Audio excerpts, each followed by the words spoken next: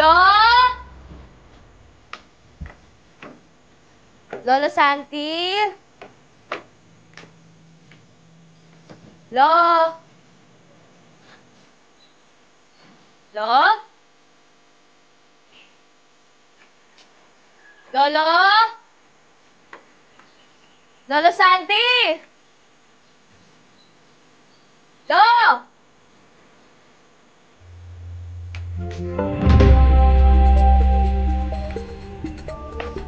Lo? Lola Santi! Lo!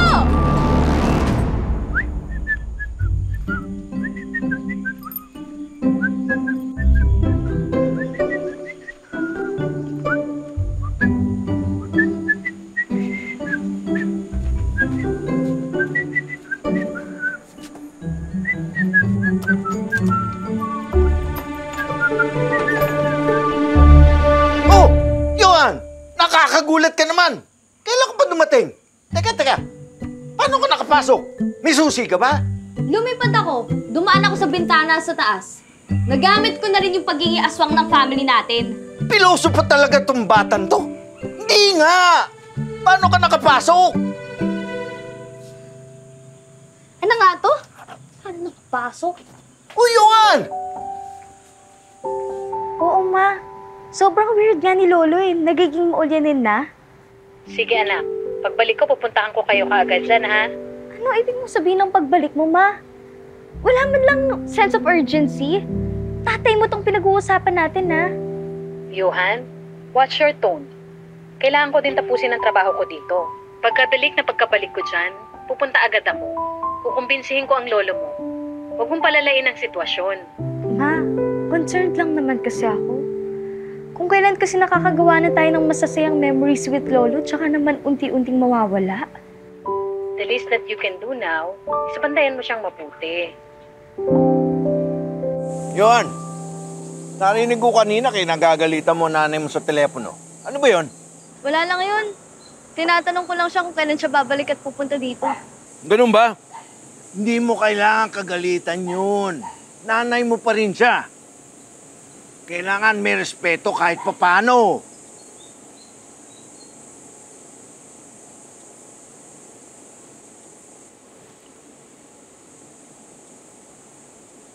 Lo? Nasubukan niyo na po ba magpa-check up? Ha? Bakit? Bakit ako kailangan magpa-check up? Kasi Lo, napansin ko na nagiging makalimutin na kayo eh. Oh, yung bills niyo hindi niyo nabayaran. Napadlock niyo pa ako sa bahay. Tapos nung nakaraan nagsasalita kayo tungkol sa mga Hapon. Talaga? Naiirita ka ba kapag nagiging makakalimutin ako? Hindi, concerned lang. Isabel, lahat naman tumatanda. Nagiging makakalimutin. Natural lang yun. Isabel? Ano yun? Katulad niyan. Tinawag niyo ako Isabel, ayuhan ang pangalan ko.